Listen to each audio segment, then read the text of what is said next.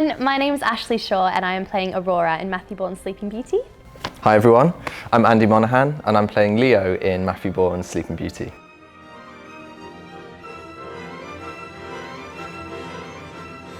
For our characters and relationship, we looked at stuff like the go-between and Lady Chatterley's lover. So although it's not like really great story, there's a lot of class division and relationships in it, which is great for us. So we kind of take stuff like that and then we chat as well with the people who we share our roles with. And they always bring something else and a different approach, and that's nice to then marry that together. The shows never sit. We're never satisfied. You know, I don't think we're ever satisfied as dancers, and I'm sure Matt is the same as a creative. It's constantly, as they always say, like a living, breathing thing that we want to develop and make better and make more sense. And yeah, there's just always room for improvement. We're never satisfied. It's endless. It's endless. Yeah, it is a lot of pressure. You try not to dwell on that too much. It's not something I really think about, but when you do think about it, you're like, oh yeah, that is quite a responsibility. You know, we have experience behind us, which always helps. You know, we've told stories like this before. We do know how to do it, and that gives you that kind of self-confidence to be able to do that again and feed off each other. And if you're truly in the story and in the characters, you're thinking about that rather than, oh, I need to deliver this story. You're just living the story, and hopefully that translates. Definitely. I think particularly when I was first starting out doing roles that had more responsibility and pressure, Etta, our associate director, would always be like, oh, if you get nervous, just tell the story. And so actually taking the external pressures of, oh right, I'm performing to like 2,000 people, taking that away and just being, like Ash said, focusing on that, is a really good thing. So it's nice to tap into that if you do have those shows where you feel a bit nervy. But generally, I quite like it. Yeah, I quite like it. Well, I suppose the audience really is that final piece of the puzzle, in a way. You know, we rehearse on our own, we practice our quick changes, we, you know, try on our wigs and our costumes and everything, and then the final piece is when that audience comes into the auditorium. It's who we do it for. So it does affect in that sense of like, this is the moment, this is why we've done all these things, why we've rehearsed, is to give these people an amazing show. Having said that, we try not to let them affect what we have worked on, you know, and change anything because they're there.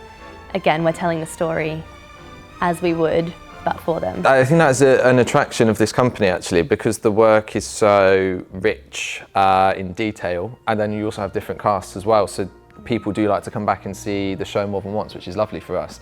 And then they become real fans of the company, which is great. I think kind of like we've touched on already as well, with dancing, it's never done, it's never there, so there's always something to work on. Yeah. So it's always developing, isn't it? Always. And I mean, from the last 2 tours I've done of this show, I'd say I've probably done maybe like 300 Aurora shows. Do you know what I mean? Like I've done this show a lot. And people are like, oh, we're gonna do it again. Like, how do you keep it fresh, you know? And I just never view it as like, oh, I've done it a million times, you know. Every show is like a fresh slate. And as I mentioned before, like different casts and you're different people each night and the audience, and quite frankly, it's just what I love doing, and I love performing, and I love this role so much. So yeah, I would do it 300 more, yeah. so, and probably will. Do you have any pre-show rituals? I used to, and actually last time we did this show, I did one of the fairy tracks, which is quite a lot of technical dancing right at the start of the show, and I used to like have to go over my solo before the start of the show, and if I didn't, I'd really freak out. And actually that was really bad, because then I'd get really stressed if I didn't do it. So I think it was a really good experience to try and learn to let go of stuff and not have anything that you're like, oh, I've got to do that before. I generally just like to take my time. I don't like to rush before. I like to have time to kind of stretch anything, wake everything up that needs to, sort my face out, like, you know. Yeah. Have you got any? Yeah, no, I'm a bit the same. I don't like to get too attached to anything in case, for whatever reason, that can't happen, and then it throws you. It's dangerous, right? Yeah, but I'm like you, I get ready really early. Really, really early. My character as well doesn't come in until the very end of Act 1. Because Aurora is a baby in the beginning, which is played by a puppet, so that's not me.